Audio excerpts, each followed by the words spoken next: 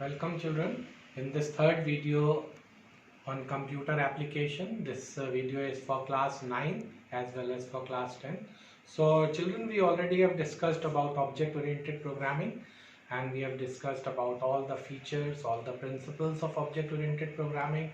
Now under object oriented programming we have many computer languages like C++, like Eiffel, Smalltalk, Python, and Java is one of them. And in our syllabus we are going to study Java, and there are some important features regarding Java, why we are studying Java, that we are going to study in this chapter. And first thing I am teaching you is the introduction to Java, and the first topic regarding this topic is the history or the historical background of Java. Now children, there is a very long history for Java, but we are going to just see the introduction of Java, how it came into being, and who all were the persons who started this language. Initially, Java language was not designed to be used like we all are using today to do the programs. Initially it was designed to structure electronic consumer products. Like the first product which was there was the television produced by Sun Microsystem. So they made a group of James Gosling and his two co-workers. They were Arthur Van Hoff and Andy Bechtolsheim, and they in 1990 started this work on Java, and they released the first version of Java in 1991, and it was initially called as Oak. So the first version of Java was called as Oak. This name came out because outside James Gosling office there were oak trees, so they named it as Oak.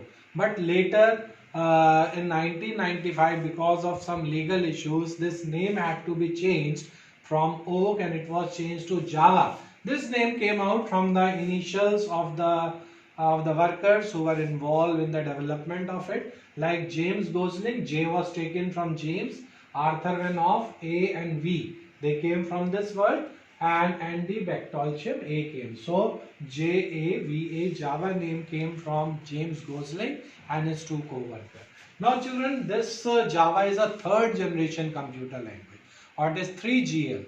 So it is a third generation language. It is a language of the day and it is in demand today. And this is a platform independent language. Now children, platform means a combination of hardware and software, a computer system and an operating system.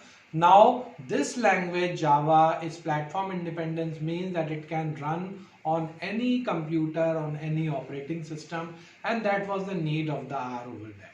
So children, it is platform independent. Now we'll discuss why this language is platform independent very soon. Now with the emergence or with the introduction of internet and the World Wide Web, this platform independent language was required, and because of the demand of platform independence, Java came out to be one of the best suited language of that time. So nowadays also in internet, in our World Wide Web, Java is being used. Now children, Java programs are basically of two types. It is Java applets and Java standalone application. Java applets are ready-made programs. They are downloaded over the web, and we can run these programs through any web browser.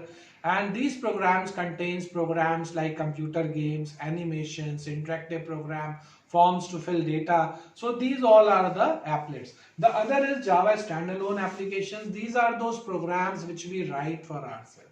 These are the programs for different applications, like for calculating salary, calculating bills. So the programs which will be learning and writing will come under the category of Java standalone application.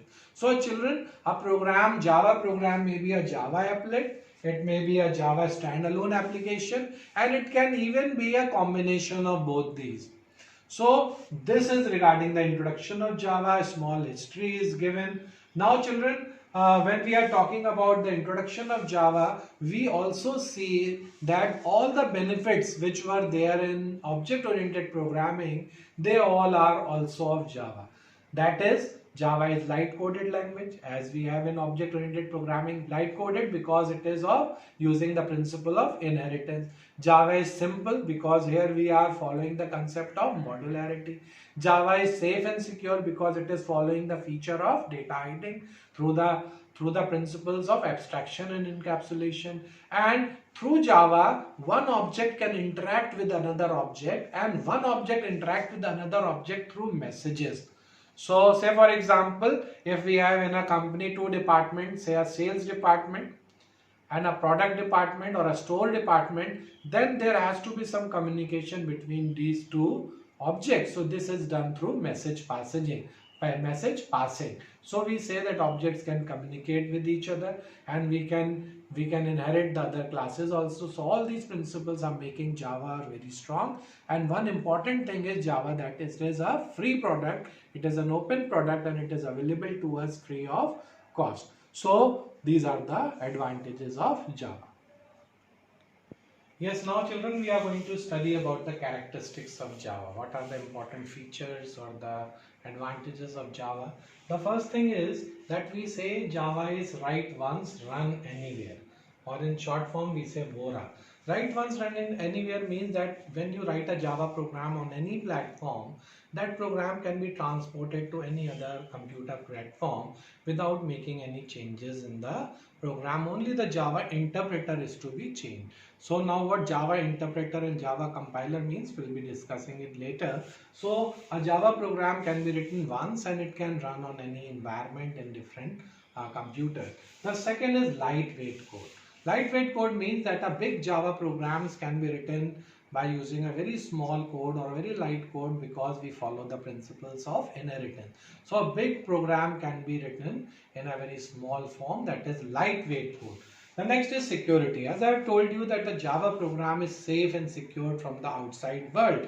That means there is a data hiding technique which is available in Java, which makes the program safe and secure, and it cannot be copied. So this is very important feature of security. The next feature is, the next characteristics is built-in graphics. Now Java offers a very good graphic features in it, and which makes the program more visual. So through this graphic capabilities, the Java programs which we have they are more visual to us.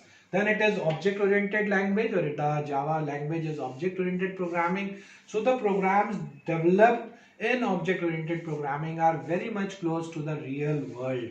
So it is the program of today. So it is very much close to the real world. So it is having all the advantage of object-oriented programming. That is, it makes the program simple, light coded. It makes the program secure from outside world. One object can one class can acquire the properties of another class. So all these features are available, and it is very close to the present world. Then that next is supports multimedia. Multimedia means different means of communication. Now Java program supports all the means of communication like textual data, like audio, video, animations, graphs. All can be merged into a program. That makes a program very visual. That makes the program very understandable. And next is platform independent. As we have discussed, that change of platform, change of computer environment, hardware and operating system does not affect the program. The program can run on any platform, only the Java interpreter needs to be changed. So this feature is also related to write once, run anywhere. So because of this platform independence feature, we can write a program on any computer environment, and we can run it anywhere. And next is open product. Open product over here means free. Now Sun Microsystem is offering this program Java software free of cost, but we can use this program, download it over the network, and we can use it. But there are still some time saving packages in Java which can be availed from Sun Microsystem by paying a small amount. But the initial packages of Java which we use to write a program, they are available to us free of cost. Now children, all these are the advantages of Java, and still there are some disadvantages. First disadvantage is, to write a Java program we don't have any text editor. So that is one important thing which you require to write a program, but Java do not provide a text editor. That is a disadvantage. The other is that Java do not have a debugger. Debugger means a program which helps us to find our mistakes.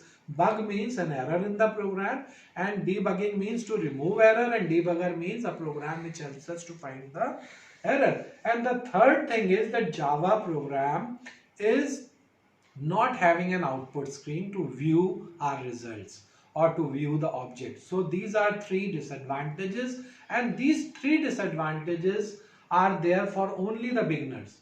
And if you are an expert in Java program, then you can use the text editor of a window, that is Notepad or Word. For debugger, you can use the debugger of the prompt of the DOS, the MS-DOS, and for viewing you can see the DOS window. But for us, we are going to solve this program by another package called the BlueJava, that is an integrated development environment or a driver or a program through which we are going to run our Java program. Now children, this session you might have followed, I hope, but if you have any queries, then you can connect to me on WhatsApp, and my WhatsApp number is 9927410997. So children, if you have any query, you can ask me on this number, and I'll give you the solution to these. In my next lessons also, I'll be continuing this topic. Thank you very much.